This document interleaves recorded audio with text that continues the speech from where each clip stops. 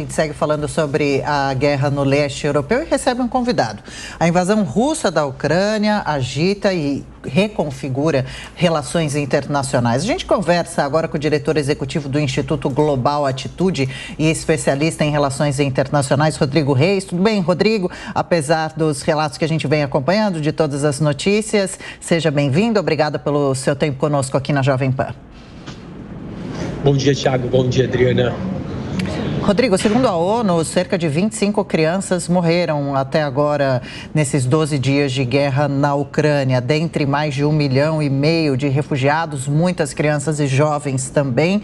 O que deve acontecer com essa geração de crianças e adolescentes que vem acompanhando os terrores de uma guerra, com adultos que mal sabem explicar os motivos que justificariam o injustificável? Adriana, essa é com certeza uma geração, né? E para nós, e tanto para esses jovens que vão crescer, eu acho que esse é um momento muito delicado da história. A gente está no 12º dia da invasão, eles hoje fazem a terceira rodada de negociações entre a Ucrânia e a Rússia, né? E a Rússia se posiciona de uma maneira aí de uma possível retirada dos civis de Kiev, Mariupol, entre outras cidades, desde que eles se dirijam para a Rússia ou para Belarus. Então, essa proposta, a Ucrânia ela identificou ela como inaceitável. Esses refugiados, esses, como você mencionou, famílias, jovens, mulheres, eles têm a opção, e a Ucrânia está aí prezando para a saída deles para países como a Polônia e a Hungria. Então, acho que, sem sombra de dúvidas, é um momento muito delicado, é um momento em que a gente começa a ter aí, como você mesmo identificou, as mortes de civis, elas vêm crescendo. Esse é um conflito que extrapola somente, as questões militares, como muitos outros conflitos que a gente vê atualmente, sejam eles na Síria, que nós presenciamos há algum tempo, Iraque no passado, entre muitos outros. Agora, em relação a essa crise de refugiados que a gente começa a viver a partir de agora, o mundo se lembra muito da crise que principalmente aquela região também viveu entre 2015 e 2016. Essa crise, na avaliação do senhor, vai ser muito pior? Eu acho, Thiago, que a gente está mais uma vez, essa é a maior ofensiva militar na Europa desde a Batalha de Berlim em 1945. A gente vem acompanhando, os ataques vêm se intensificando de uma maneira escalonada.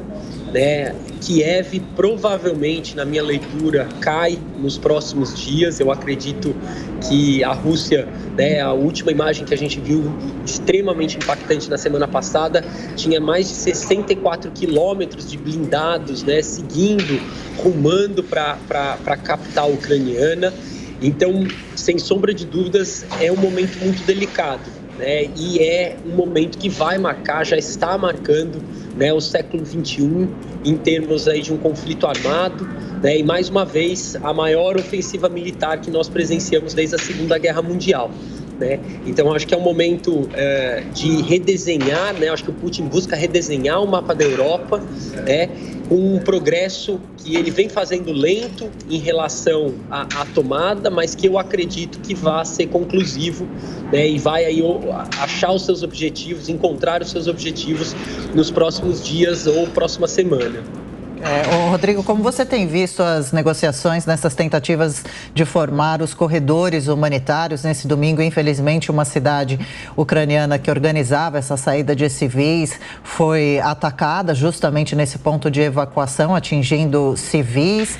Isso é algo que preocupa e choca muito, até mesmo porque tem uma nova reunião agendada para hoje entre as partes, entre Ucrânia e Rússia, e não se vê muita segurança naquilo que o governo russo combina, Exatamente, A gente testemunha aqui uma guerra de narrativas, no sentido realmente de cada país declara e se posiciona de uma maneira, mas efetivamente o corredor e essa possibilidade de dar vazão aos civis não se concretiza.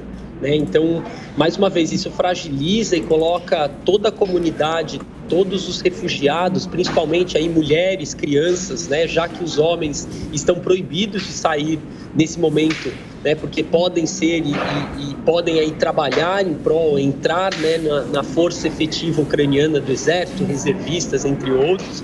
Então a gente vê uma fragilidade muito grande nessa saída. E os corredores, né, de saída civil realmente não conseguem aí se concretizar, né? Não há segurança para a saída dessas famílias e mulheres para os países vizinhos, né, na condição de refugiados, na condição de realmente aí se isolar, né, se afastar do conflito que cada vez se escalona aí como a gente vem presenciando. Sim, com muita tristeza, né? O Rodrigo Reis é diretor executivo do Instituto Global Atitude, também especialista em relações internacionais, esteve aqui conosco. Obrigada pelos esclarecimentos, pela participação. Boa segunda-feira, boa semana e até uma próxima, Rodrigo. Obrigado. Até logo, Adriana.